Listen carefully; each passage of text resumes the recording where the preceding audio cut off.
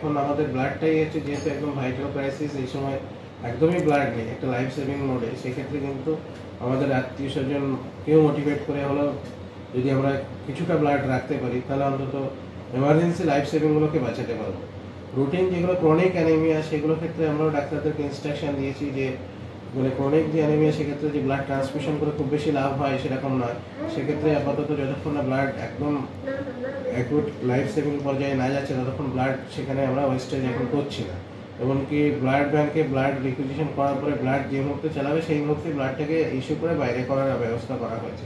কারণ জানেন যে ব্লাড ব্যাংক থেকে একবার ব্লাডটা বাইরে বেরিয়ে গেলে ডোমেস্টিক ফ্রিজে গেলে সেই ব্লাডকে আর প্রিজার্ভ করা যায় না।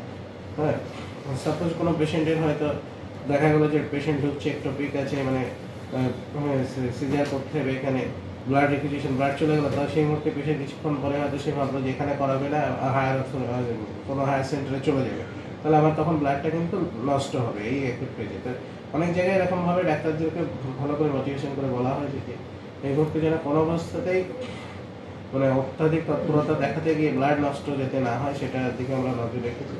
তবে সবার কাছে একান্তভাবে অনুরোধ যে আপনারা যে কোনোভাবেই উপায় হোক সেটা এক এক করে আপনাদের কাছে আসবো, যে কোনোভাবে প্ল্যানিং করা হোক, মানে আমাদের ব্লাড চাই ব্লাড ব্যাংকে, যেটা হচ্ছে মানুষের লাইফ সেভিং এর একদম অ্যাকুট কাজে এখন সেটা লাগবে। গ্রীষ্মকালীন রক্ত সংকট মেটানো এবং রক্তদান শিবির করার ক্ষেত্রে নানাবিধ সমস্যা সমাধানের জন্য সরকারি ঊর্ধ্বতন কর্তৃপক্ষের সঙ্গে স্বেচ্ছাসেবী সংগঠনের সৌজন্যমূলক আলোচনার আয়োজন করা হয়েছিল আজকে কাটোয়া মহকুমা হাসপাতালের সুপার অফিসে।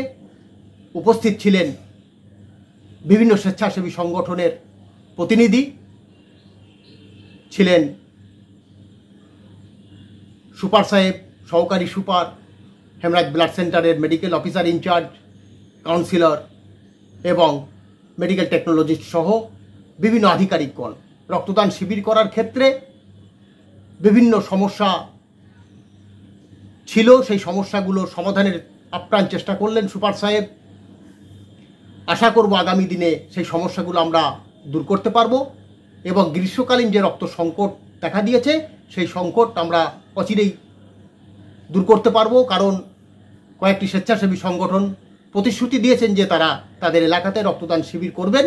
সুতরাং রক্তদান শিবির যদি ছোট ছোট করে করা হয় তাহলে কিন্তু এই সংকট দূর করা যাবে। সুতরাং যে সমস্ত স্বেচ্ছাসেবী সংগঠনের সদস্যরা আসতে পারেননি বিভিন্ন কারণে, তাদের কাছেও আমাদের অনুরোধ রইল যে আপনারা এলাকাতে ছোট ছোট করে রক্তদান শিবির করুন। যদি অন্যান্য জায়গায় রক্তদান শিবির করতে অসুবিধা হয় সেক্ষেত্রে আপনারা হেমরাজ ব্লাড সেন্টারের ইন হাউস রক্তদান শিবিরের আয়োজন করতে পারেন। সুপার সাহেব কথা দিয়েছেন যে সমস্ত সমস্যাগুলো ইতিপূর্বে ছিল সেই সমস্যাগুলো তিনি সমাধান করেছেন, আর যেগুলো এখনও করতে পারেননি তিনি আপ্রাণ চেষ্টা করবেন সেই সমস্যাগুলো সমাধানের জন্য। সকল স্বেচ্ছাসেবী সংগঠন আপনারা এলাকায় ছোট ছোট করে রক্তদান শিবির করে রক্তের ভাণ্ডার মজুত রাখুন, গ্রীষ্মকালীন রক্ত সংকট দূর করতে এগিয়ে আসুন আর ছোট ছোট করে রক্তদান শিবির করুন। কোনো বড় বৃহৎ আকারে রক্তদান শিবির করার এখন কোনো প্রয়োজন নেই। ছোট ছোট করে 20 জন, 25 জন, 30 জন এইভাবেই রক্তদান শিবির করে অন্তত ব্লাড সেন্টারগুলি রক্ত থাকুক।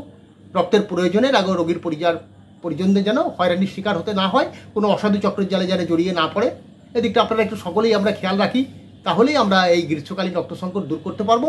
হলমার্ক সোনার গহনা কেনার একমাত্র ঐতিহ্যশালী স্বর্ণ প্রতিষ্ঠান শ্রী ধীরেন্দ্রনাথ দত্ত গোল্ড প্রাইভেট লিমিটেডের শ্রী সুখেন দত্তের দোকান।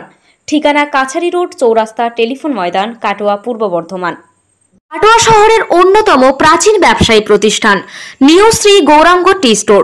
প্রসিদ্ধ চা ব্যবসায়ী, খুচরো ও পাইকারি চায়ের এই প্রতিষ্ঠান শহরে প্রায় 80 বছর ধরে সুনামের সঙ্গে ব্যবসা করে চলেছে।